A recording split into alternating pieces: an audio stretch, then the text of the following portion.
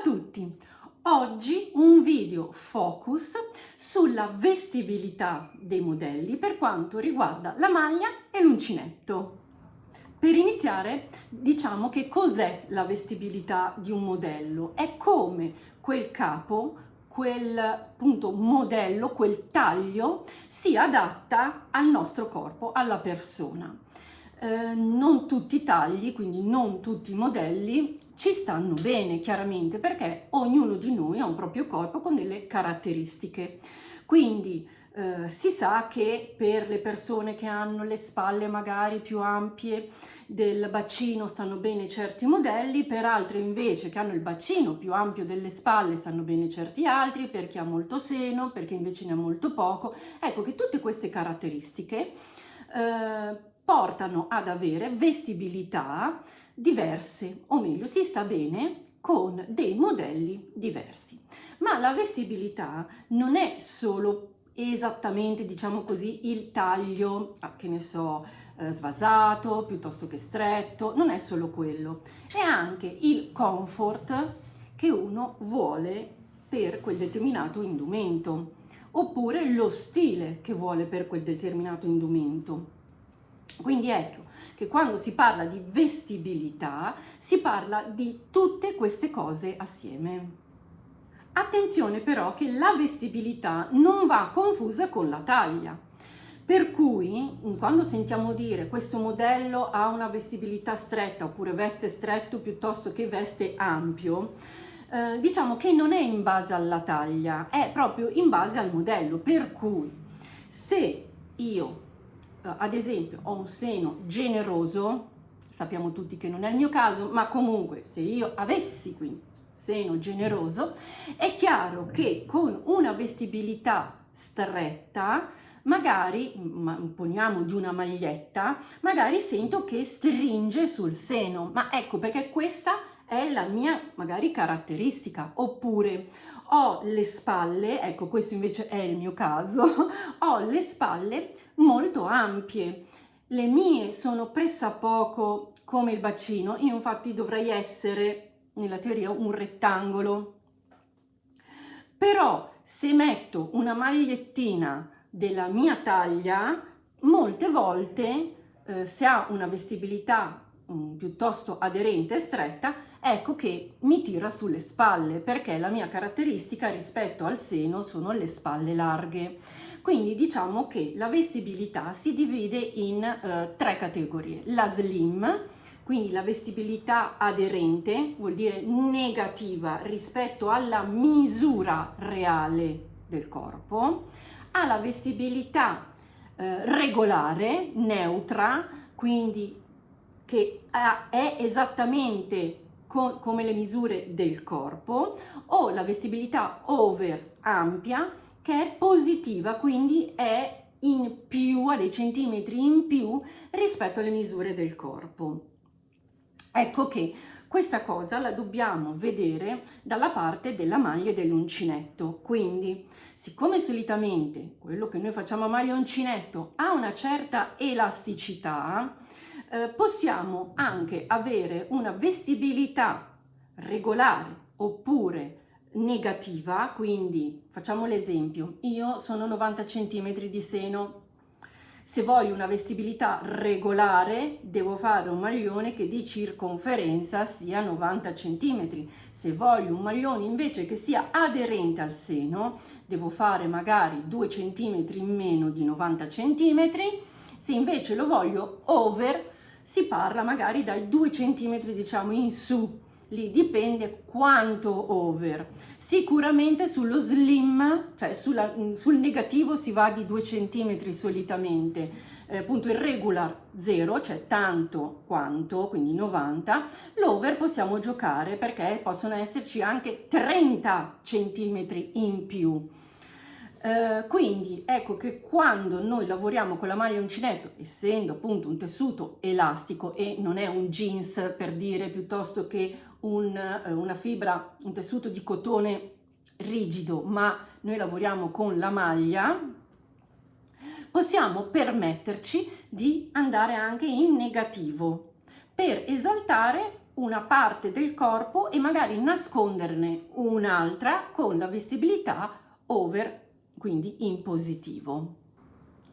Quindi sapere le proprie proporzioni, e questo lo sappiamo un po' tutti, sapere cosa evidenziare e cosa andare a nascondere, c'è di molto aiuto per quanto riguarda i nostri manufatti, perché così sappiamo dove possiamo allargare e creare appunto una vestibilità un po' più ampia e dove invece possiamo averla regolare o piuttosto stretta. Questo vuol dire proprio modificare la vestibilità di un capo. Ecco perché tante volte io, quando creo i tutorial, vi dico proprio di prendere le vostre misure, perché non siamo tutti uguali.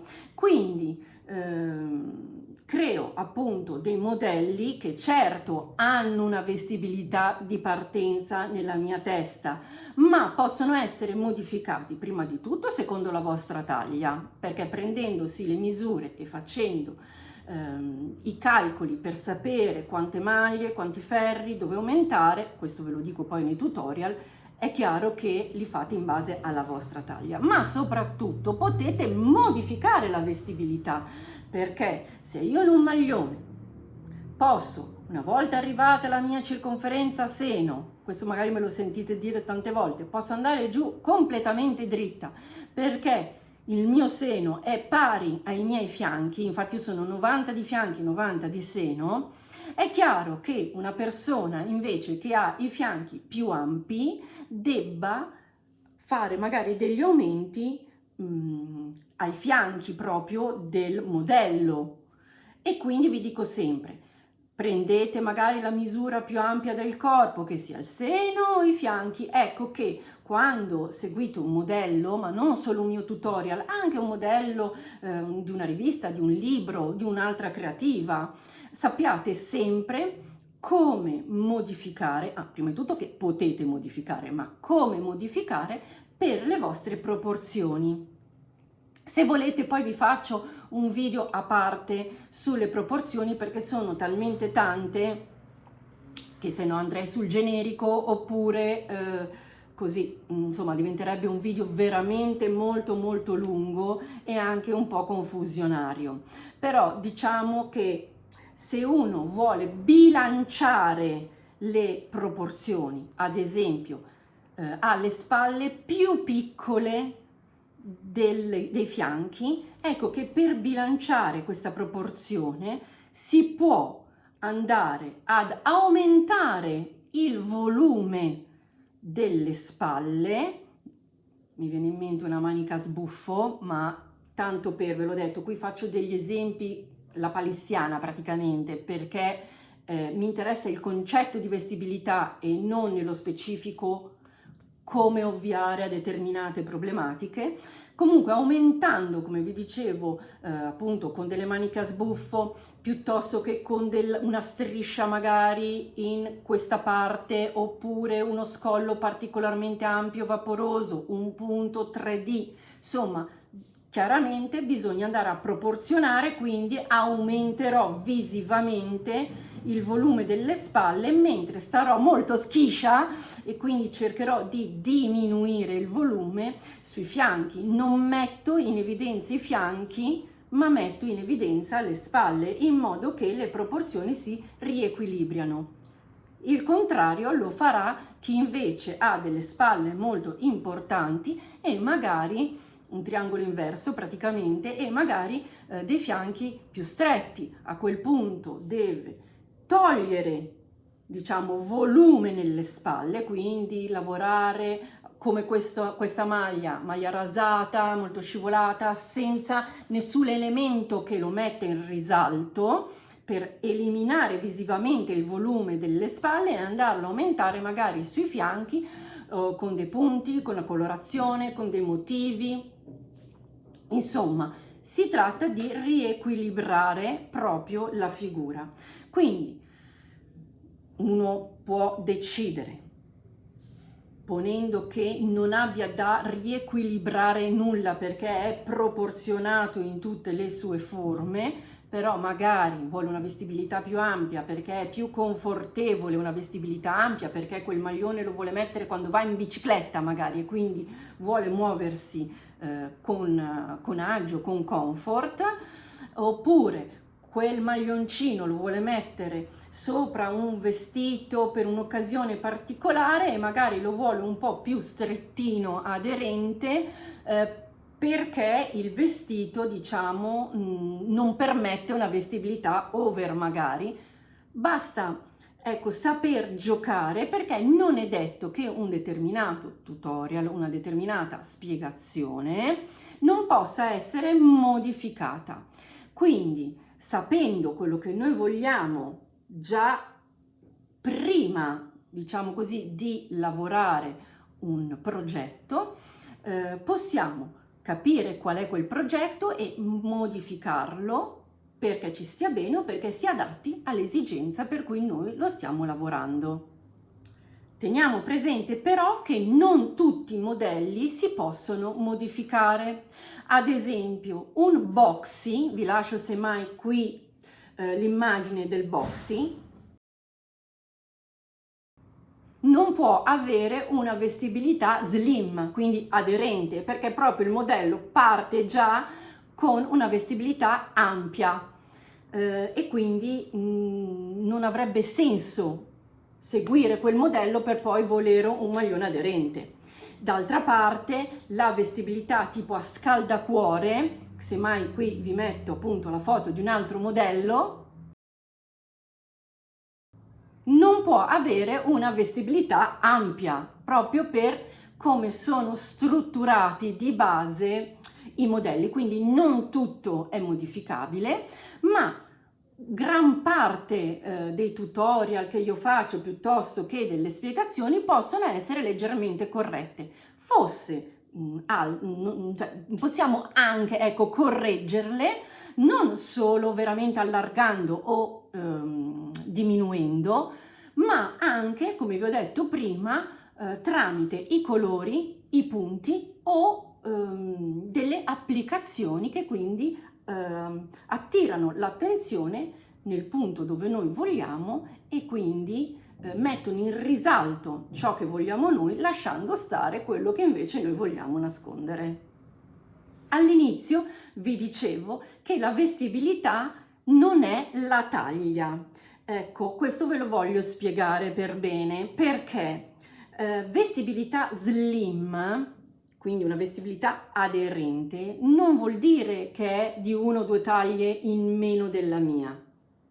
Perché ad esempio la lunghezza della manica è la mia, cioè io ho una taglia, poniamo 42, ok? Se io prendo un modello di taglia 42 con vestibilità slim, quindi con vestibilità aderente, è chiaro che le proporzioni più o meno, lasciamo stare non siamo tutti uguali, però più o meno quelle standard sono le mie, quindi la manica mi andrà giusta, anche se appunto è una vestibilità aderente. La lunghezza sarà corretta, ma sarà più stretta.